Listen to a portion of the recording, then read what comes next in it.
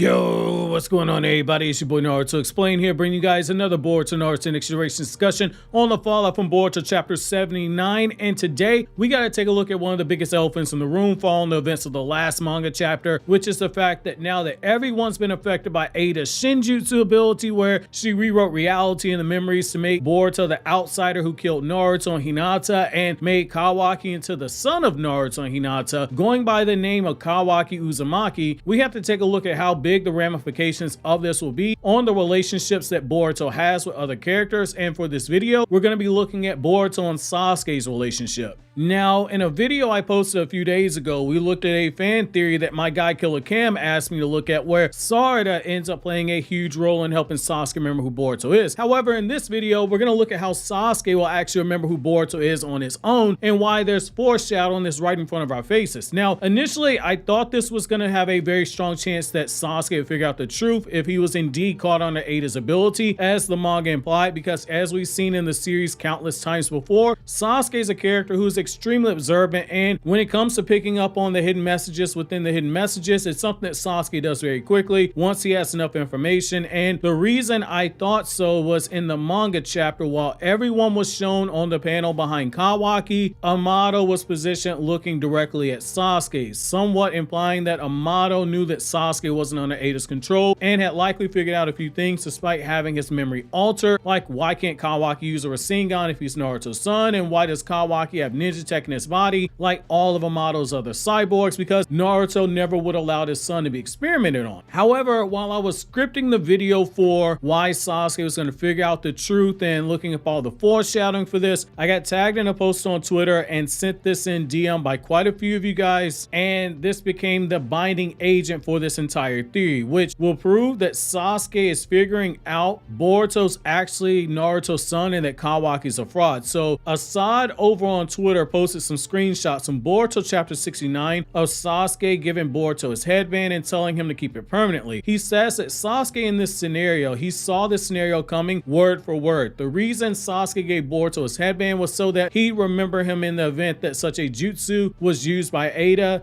and that it was an insurance policy so Sasuke could undo Ada's jutsu on himself. And he ends it off by saying that Sasuke is a true genius. Now, I agree with the idea that Sasuke's headband will be used to trigger a reaction in Sasuke, but I'm not fully on board with Sasuke having already predicted Ada had such a jutsu, or in this case, a shinjutsu at her disposal with an overpowered effect such as this. The reason being is that when Sasuke went to the Land of Snow and investigated Boruto's hideout while looking for information on code, he said he knew that it was a facility meant for destroying the cyborgs who Jigen was afraid of. He knew about Bug's existence. He knew about all the details of the facility, but when he was first told about Ada showing up in Konoha and how her ability to enchant/control worked, he seemed to be just as thrown off and confused by it as everyone else. However, that part aside, the headband is going to be a huge anchor for this theory we have today, and when we look at the context of what Sasuke giving Boruto the headband was done under, it makes even more sense when you look at it. In the scene, Sasuke says that between he and Boruto, he would be the one who would have to show his resolve to the village next. We all looked at this like a potential Sasuke death flag. I liken it to the death flags that Jiraiya had all the way back in the Search of Tsunade arc, which is what I compared this previous arc to. And it might very well still be one, but given the newest chapter, it feels like that statement made in conjunction with Boruto having Sasuke's headband, they're all linked together right now. So again, I agree Sasuke's headband will be a trigger for Sasuke remembering who Boruto is, or at the very least understanding that his memory's been altered. In chapter 69 of Boruto asks Sasuke if he really feels comfortable in giving Boruto his headband because it's a precious memento and a representation of the bond that Sasuke and Boruto's father Naruto have. Because of what Ada's done, in Sasuke's mind, he's going to think that he had that conversation with Kawaki. He thinks Kawaki is his student. Yet when he encounters Boruto, the sight of that headband is going to give him room for pause. Because in Sasuke's mind, Kawaki Kawaki has Sasuke's headband and Boruto would have Kawaki's headband, because the events in Sasuke's mind have been reversed, since what actually happened is Boruto gave Kawaki his headband and Sasuke gave Boruto his headband because Boruto said it gave him the resolve to allow himself to protect the village by allowing Kawaki to kill him. So Sasuke said, hey, go ahead and just keep the headband for keeps. Now Sasuke even makes a note of the fact that Kawaki being the one who killed the Hokage's son, if word ever got out, it would cause additional hate for a boy who already wasn't loved by the greater village itself. There are enough nuggets there that Sasuke would see that headband and realize that Boruto is the one who he gave the headband to. The whiskers on Boruto's face and the blonde hair are clearly signs that he's Naruto's real son. This becomes even more likely when he notices or directly sees that Sarada is protective of Boruto and that Boruto has the scar of his eye that Kawaki should have, since everyone believes that Kawaki is Naruto's kid. Sasuke is smart enough to know there is a lot they don't know about the humans who Yamato experimented on and made into cyborgs. Their powers, they're still a mystery to them. If Ada can control hearts and make the mind kill itself if you tried to use lethal force against her, why would it be so far-fetched that she could affect the memory? It isn't too unlike what you see with Genjutsu, where you manipulate the flow of chakra inside the target to make them see an illusion. Only this is done on a different level than even something as overpowered as Shisui's Koto Matsukami. Sasuke is going to know something's wrong, especially if he ever comes to blow with Boruto, and here's why. Sasuke taught Boruto the Shuriken Jutsu that's been passed down through his family. Fugaku taught it to Itachi and Sasuke. Sasuke taught it to Sarada and Boruto, albeit Sarada's a lot better at it than Boruto is because, duh, she's Sasuke's daughter. However, here's why this is so important. While it's not a hidden jutsu like, say, the Shadow Possession Jutsu or the Mind Transfer Jutsu or the Expansion Jutsu, where it's taught to members of the clan and is passed down from generation to generation, which is a reminder, those are not Kekkei Genkai. Anyone can learn those jutsu if somebody teaches it to them. It's just the secrets of the jutsu are kept to the clan itself. Now, Sasuke's Shuriken Jutsu, that's something similar, and it's something that one would only know if Sasuke taught it to them. However, let's say Sasuke just chalks it up to a mere coincidence when he fights Boruto. Let's take it a step further and keep looking at the hidden jutsu aspect of this, which goes back to the whole thing of Boruto being someone who identifies with shinobi arts and Kawaki being somebody who relies more so on science. If Sasuke gets into a taijutsu battle with Boruto, the red flags are going to go off in his mind once Boruto begins to fight. You might be asking why. Well, Boruto might not have his own individual Byakugan, but Boruto was still taught the movements of the gentle fist fighting style. When we see him fight multiple times, he's using open palm strikes, just as the Hyuga are trained to do when they fight, and he's even mimicked some of the movements of the gentle fist fighting style itself, which directly comes from Hinata and Hanabi training him when he was a child before he entered the academy. While Boruto can't target the chakra points, he was still taught the hidden jutsu fighting style itself, because the fighting style and his movements are a hidden jutsu. They're passed down to members of the clan, and those movements are combined with the Kekkei Genkai of the clan, i.e. the Byakugan, to maximize the effectiveness of it, because the Byakugan lets them target the chakra points. Adding even more on top of that, if Boruto uses the Rasengan or the vanishing Rasengan, Sasuke is going to be smart enough to know that this is not a coincidence at all. If Boruto were an outsider brought into the village, he would not know the hidden jutsu of one of the 4 noble clans of the village in the form of the gentle fist fighting style. He would not know the Shuriken Jutsu that could only be taught if Sasuke taught it to him. He wouldn't have not only mastered the Rasengan as quickly as he did, or even made the vanishing Rasengan. In the movie recap, Sasuke pretty much says, if you're Naruto's child, then you can make a Rasengan. If you can make a Rasengan, I'll take you on as my student. Even if he remembers Kawaki in the place of defeating Momoshiki, the vanishing Rasengan played a key role in the defeat of Momoshiki, and based off of what we know from the light novels, Sasuke and Naruto both feel some guilt for bringing Boruto to that battlefield, which resulted in him getting what they did not know at the time was the Karma Seal. There are a lot of things we don't know about Ada's Shinjutsu, but the foreshadowing for this is very strong, and there are too many things in Boruto's possession that can only be gained by someone of his specific lineage and upbringing and training. Even if Kawaki were taught the Rasengan by Naruto off screen, him being unable to use a vanishing Rasengan is a dead giveaway. Him being unable to use the movements of the gentle fist fighting style is a dead giveaway. Him being unable to use Sasuke's Shuriken Jutsu is a dead giveaway. Him using Ninja Tech, which Kawaki